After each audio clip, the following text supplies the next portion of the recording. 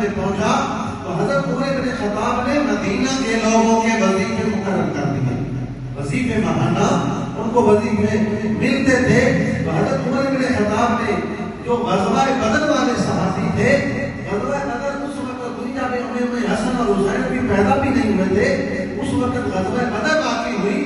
تو حضرت عمر بن خطاب نے جو غزوہ بدر والے تھے ان کا وظیفہ 5000 درہم مقرر کیا، اور باقی جو لوگ تھے اور ان کی جو اولادیں تھیں ان کا وظیفہ 2000 کے لگ بھگ آپ نے ان کا مقرر کیا. لیکن حسن حسین ابھی غزوہ بدر کے وقت پیدا نہیں ہوئے.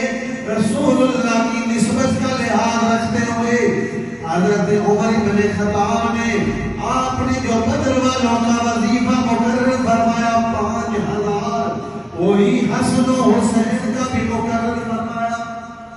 باقی سب کا 2000. تو بعد لوگوں نے سوال کیا کہ تو غزوہ بدر کے وقت پیدا بھی نہیں ہوئے تھے، آپ کا بیٹا بھی ہے، اس کا بھی وظیفہ 2000 ہے. آپ نے فرمایا پہلے اس کے نانے جیسا مجھے نانا دکھاؤ، پہلے اس کی ماں جیسی مجھے ماں دکھاؤ، پہلے اس جیسے باپ علی جیسا کسی کا باپ مجھے دکھاؤ.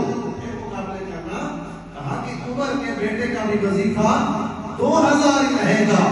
اگر غزوہ بدر والوں کے برابر ہے تو حسن و حسین کا ہے، تو یہ محبت نہیں ہے تو اور کیا ہے؟ برادران اسلام، حضرت عمر بن خطاب رضی اللہ تعالی عنہ آپ جو ہیں امام حسین رضی اللہ تعالی عنہ کے ساتھ محبت کا واقعہ. عمر بن خطاب کے دور میں ایران فتح ہوا. ایران پر اسلام کا پرچم لہرانے والا